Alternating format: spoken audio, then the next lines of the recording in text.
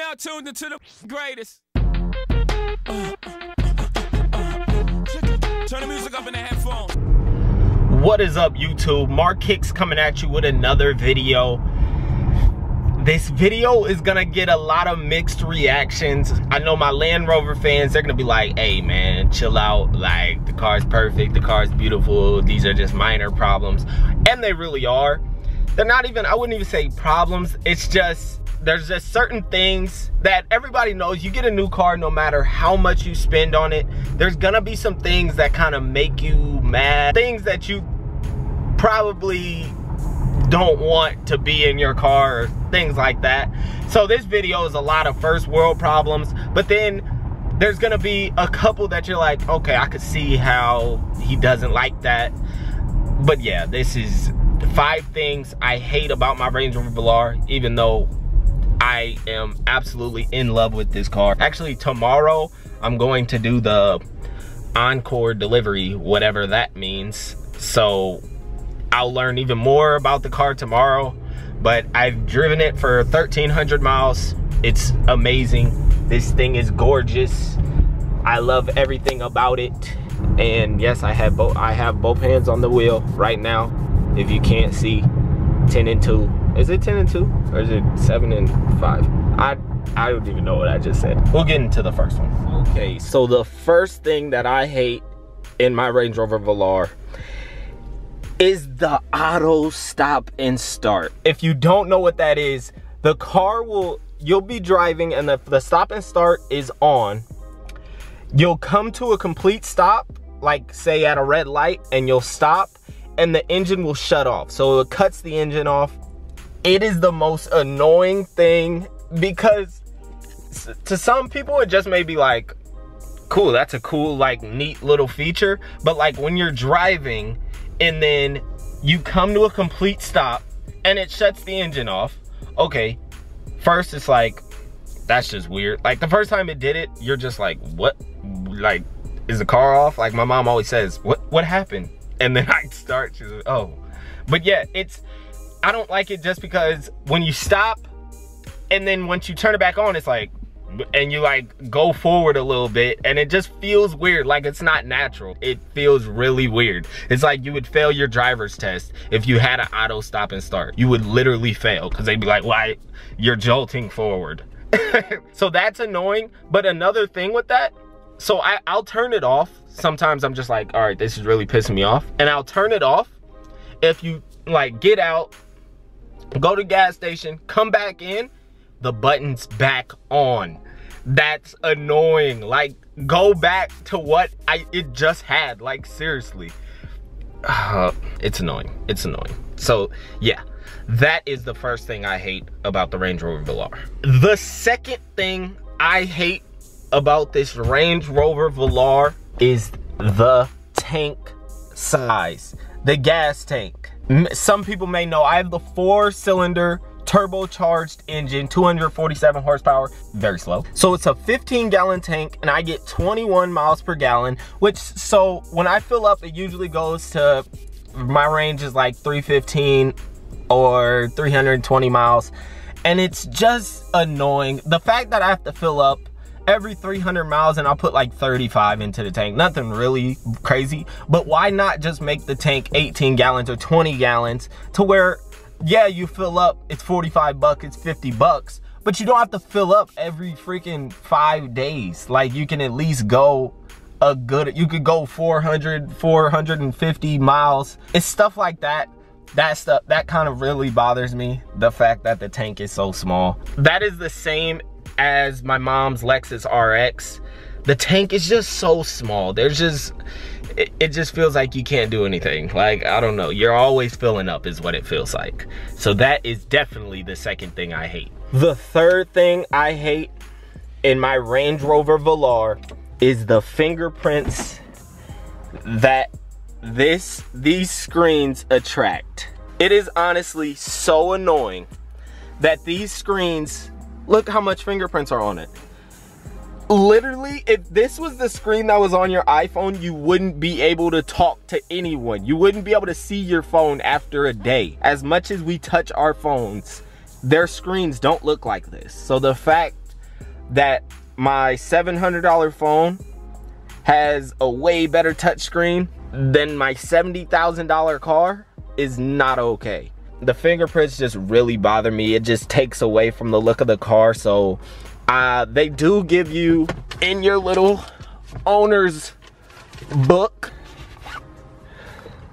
this, and it comes with a nice little, you know, pad to wipe off the screen with. So I end up having to use that a lot just because the screen is always filled with fingerprints. So that is 100% the third thing I hate.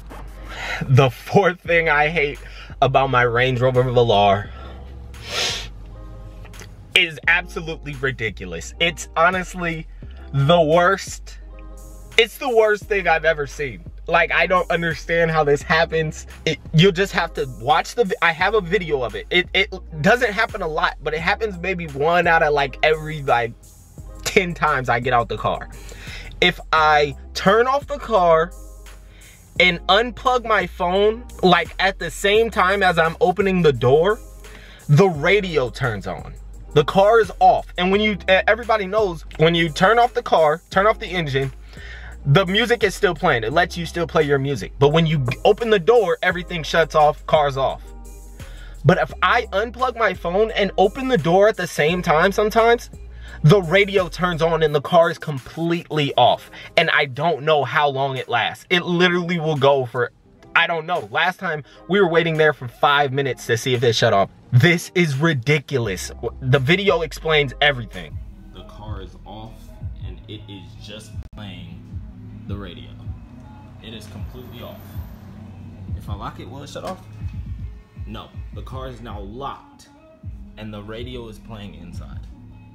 This is just bizarre. This is bizarre, y'all. All I know, I don't know what's happening. Y'all saw that? Did y'all see that? The radio. It's just playing and it's loud and you can't even turn it down. It's just at that volume.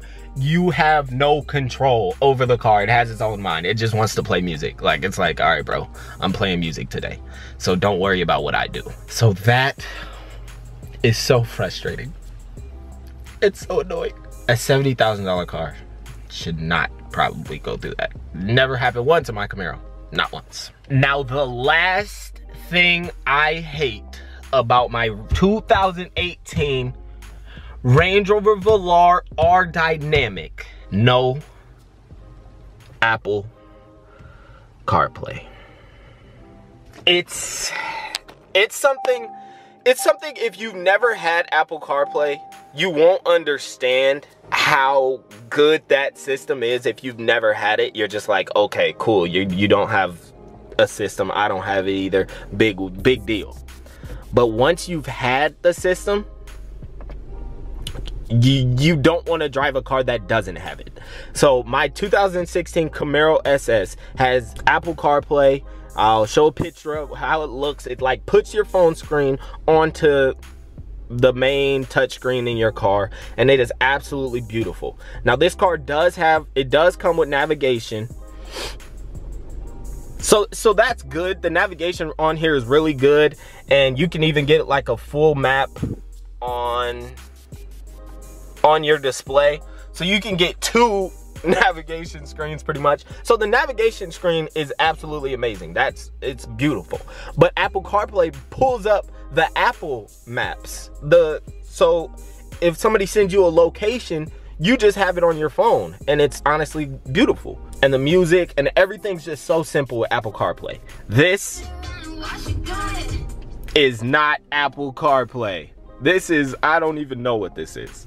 I don't know what they call it, but let's just say it's not Apple CarPlay. It's good. This screen is 10 times better. Sat in the 2015, sat in the 2014 Range Rover Sports. The system is way better. It's way more responsive. It's quicker. Everything is better, but it is not Apple CarPlay.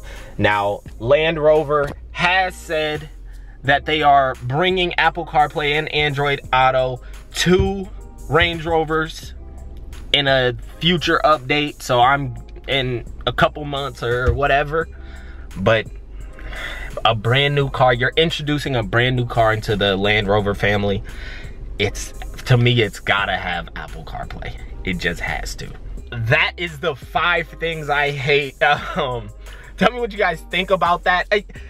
Again, I absolutely love this car. It's perfect. I'm just trying to, I was finding things, like I would think of something and then like put it in my notes. Like I'm trying to find things. That's how good the car is. It's not like I bought, I don't know, that's something that's just trash. I don't know, but this is a really good car. It's getting really good reviews. Car and Driver just did a whole article about it. It's getting really good reviews all over the place.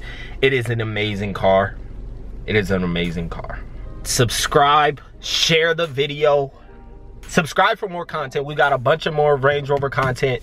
The build, it's not, I can't really call it build, but the car's gonna look nice. Yeah, so just stay tuned, subscribe, and yeah, go check out some of the Camaro videos if you're interested in that. MarKicks. Some of the stuff is just ridiculous. The radio, the car's off, and the radio's burn. A couple honorable mentions for this video. Let me think. My friend told me to do this, I don't know why. $70,000 car, no heated and cooled seats. Like, bro, what? What? There's literally $30,000 Camaros with heated and cooled seats. There's my mom's $50,000 RX, heated and cooled seats. I know this car starts at 50 grand and it goes all the way up to 90. Mine's pretty much dead in the middle at like 70. No heated and cooled seats. Why does that? I didn't need the massage. I didn't need it. I would really like it, but I didn't need it. I'm cool with that. But no heated and cooled seats, 70 grand though? That's really, it's ridiculous. That's ridiculous.